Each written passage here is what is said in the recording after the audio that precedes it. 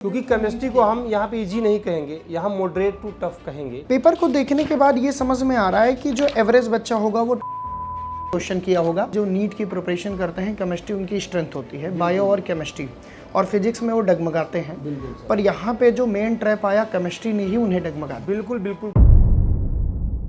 कल नीट का एग्ज़ाम पूरे देश में अरेंज हुआ और बहुत सारे बच्चे ऐसे थे जिन्होंने पेपर को दिया भी और अपना अपना पॉइंट ऑफ व्यू रखा।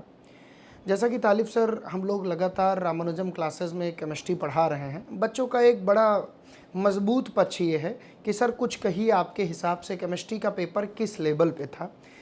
और दूसरी चीज़ है कि इसी डिस्कशन में हम ये भी बच्चों को बताना चाहेंगे कि किस किस क्वेश्चंस में बच्चों को ज़्यादा प्रॉब्लम आई होगी और कितने क्वेश्चन बच्चा अगर केमिस्ट्री में अटैम्प्ट कर लिया तो वो सेफ स्कोर होगा री नीट एग्जामिनेशन के लिए। बिल्कुल सर, अगर हम बात करें केमिस्ट्री के पेपर का तो नीट के इतिहास में सबसे टफेस्ट पेपर इस साल पूछा गया था। इससे पहले कभी इतना टफ केमिस्ट्री का पेपर नहीं था और बिल्कुल ये भी हम नहीं बोल सकते कि इतना भी टफ था, लेकिन हाँ, आज तक केमिस्ट्री इतना टफ नहीं पूछा गया था। सर जैसा कि मैंने देखा कि पेपर का लेवल, जब बच्चे पेपर दे के निकले तो वो कुछ हवा में अलग ही बात कर रहे थे। कई बच्चे कह रहे हैं सर इजी टू मॉडरेट था, बट क्योंकि सर पढ़ा रहे हैं हम लोग तो ज़्यादा बेहतर पता है पेपर कठिन नहीं था, मेरी बात समझिएगा। लेकिन जो नीट के पैटर्न पे लगातार क्वेश्चन पेपर हम लोग देख रहे हैं उस अकॉर्डिंग कठिन था। बिल्कुल नहीं चल, क्योंकि चार ऑप्शन है, चारों सॉल्विंग ऑप्शन दिए गए थे।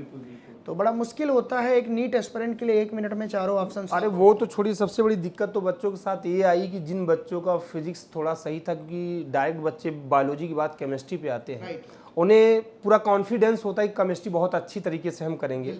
वो केमिस्ट्री के ट्रैप में बच्चे फंस करके वो फिजिक्स के कम से कम 8 से 10 क्वेश्चन छोड़ दिए होंगे। मोस्ट ऑफ द स्टूडेंट, क्योंकि केमिस्ट्री को हम यहाँ पे इजी नहीं कहेंगे, यहाँ मॉडरेट टू टफ कहेंगे, जिसमें 6 से 7 क्वेश्चन तो बिल्कुल टफ थे।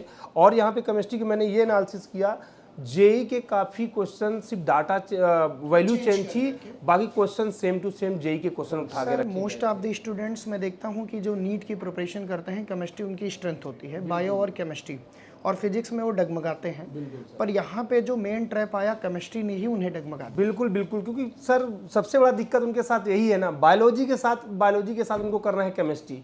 अब फिजिक्स का पेपर भी टफ था, लेकिन ऐसा नहीं था कि वो 8 से 10 क्वेश्चन और कर सकते थे अगर वो केमिस्ट्री के ट्रैप में नहीं। अच्छा, एग्जामिनेशन क्वेश्चन अगर हम आपसे डिस्कस करना चाहें कि क्या लगता है एक अच्छा बच्चा कितने क्वेश्चन अटेम्प्ट कर पाया होगा केमिस्ट्री में खास? आई होप जिन बच्चों ने 30 to 35 क्वेश्चन करके फिजिक्स में गए होंगे तो उनका सिलेक्शन श्योर है सर, उसमें कोई रोक नहीं। मतलब अगर हम कहें कि जो हमारा डेटा एनालिसिस कहता है क्वेश्चन के लेवल, जैसा कि पेपर बेटा हम लोगों के हाथ में ही है, पेपर को देखने के बाद ये समझ में आ रहा है कि जो एवरेज बच्चा होगा वो 25 to 30 क्वेश्चन किया होगा। बिल्कुल। और जो एक्स्ट्रा ऑर्डिनरी होगा, मतलब एक्सीलेंट कैटेगरी जिसको कह सकते हैं, वो 35 तक कर पाया होगा।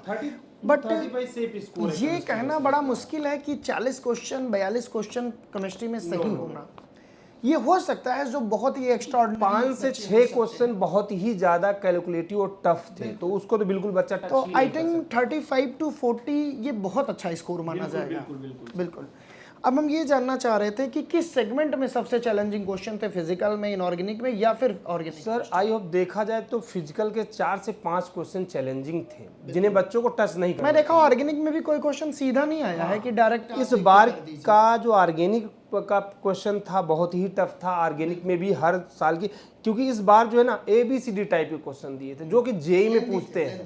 मतलब एक स्टेप नहीं सॉल्व करना, एक रिएक्शन नहीं सॉल्व करना, एक के बाद एक रिएक्शन। हमने देखा कि कोऑर्डिनेशन कॉम्प्लेक्स में डायरेक्ट IPSC नोमेनक्लेचर के क्वेश्चन, कोऑर्डिनेशन कंपाउंड इस बार का सबसे ज्यादा क्वेश्चन पूछे भी गए और सबसे आसान क्वेश्चन थे, 4 से 5 क्वेश्चन। केमिकल बॉन्डिंग के एक डायरेक्ट क्वेश्चन मिले, वो शेप ऑफ मॉलिक्यूल, वो भी आसान। पीरियोडिक टेबल से आयोनाइजेशन एंथैल्पी, इलेक्ट्रॉन एंथैल्पी से रिलेटेड क्वेश्चन। और सबसे आसान क्वेश्चन जो था इस बार में मेरे हिसाब से मोल कॉन्सेप्ट का था, सीधा स्टोइकियोमेट्री बेस्ड क्वेश्चन था, डायरेक्ट हम क्वेश्चन को सॉल्व कर सकते थे।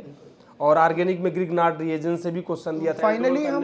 फाइनली हम बस एक बात बच्चों को बताना चाहते हैं कि जिन बच्चों ने 35 to 40 क्वेश्चन केमिस्ट्री में सही किए हैं और री नीट के लिए वो सेफ स्कोर है। बिल्कुल सर, 30, 35, 40 तक। बाकी नीचे कमेंट सेक्शन में आप लोग भी ये बताइए कि आपने कितने क्वेश्चन अटेम्प्ट किए और आंसर की मिलाने के बाद कितने आपके सही। बिल्कुल। बेस्ट विशेष।